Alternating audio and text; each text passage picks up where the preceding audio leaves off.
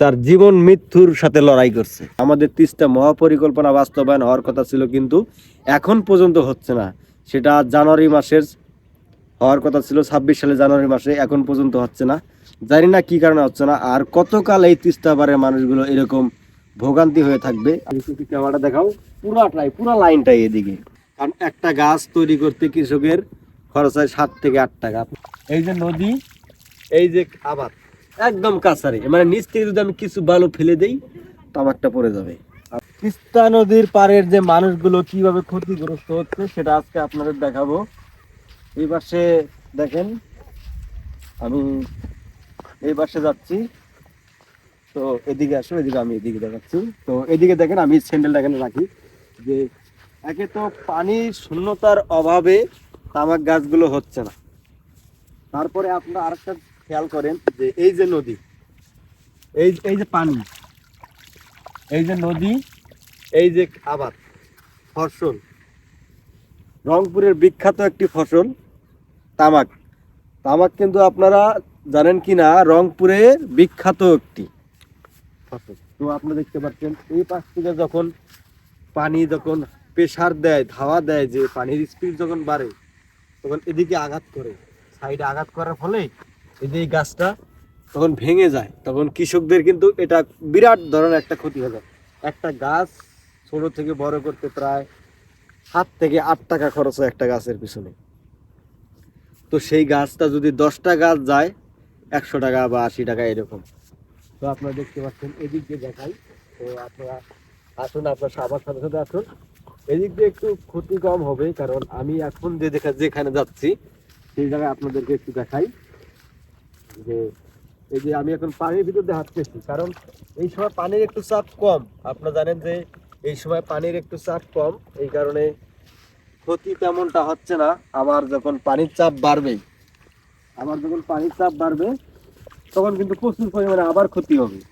এই কারণে এই যে যখন পানির চাপ ছিল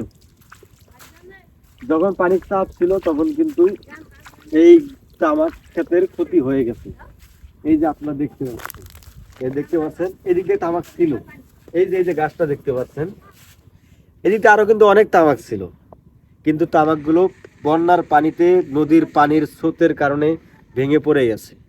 আমি আপনাদের আরো দেখাই যে এই যে দেখতে পাচ্ছেন এদিক দিয়ে আমার ধারণা আর কি আরো একটু ক্ষেত ছিল।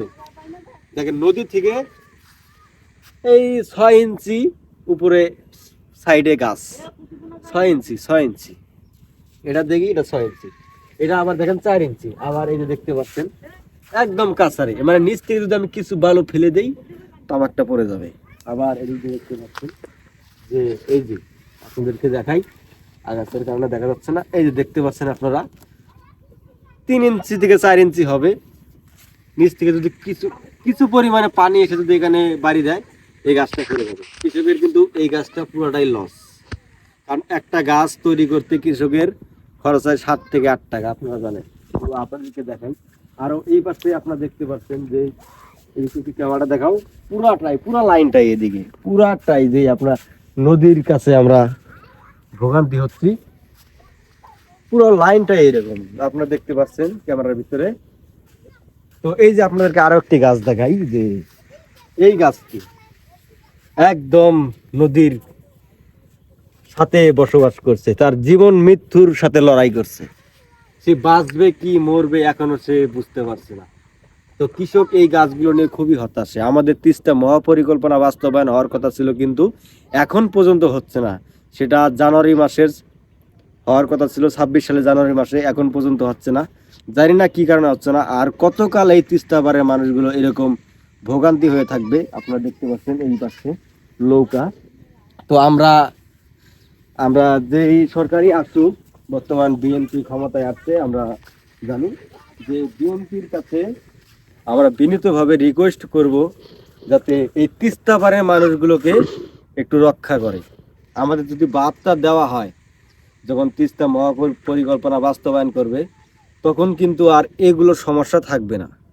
দেখতে পাচ্ছেন আপনারা এই যে কত কাছার, এখান থেকে 1 হাত প্রায় 2 হাত কম বেশি, মানে নদী থেকে জমি, ফসলের জমি 2 হাত কম বেশি, এই গাছগুলো যখন পানি আসে নিচে বাড়ি দিবে তখন এই গাছগুলো থাকবে না, গাছগুলো কি নষ্ট হয়ে যাবে, ভেঙে পড়ে যাবে। তো আমরা যেই সরকার আছে আমরা সেই সরকারের কাছে বিনীতভাবে রিকোয়েস্ট করব যে তিস্তা মহাপরিকল্পনা বাস্তবায়নের জন্য আমরা খুবই হাত জোর করে আহ্বান করছি, আপনারা আমাদেরকে বাঁচান, এই তিস্তাবারে মানুষকে বাঁচান। হয়তো এই তিস্তাবারে মানুষ দিন দিন ধ্বংসের পথে যাচ্ছে, তাদের ফসল তারা সঠিকভাবে নিতে পারতেছে না ঘরের ভিতরে।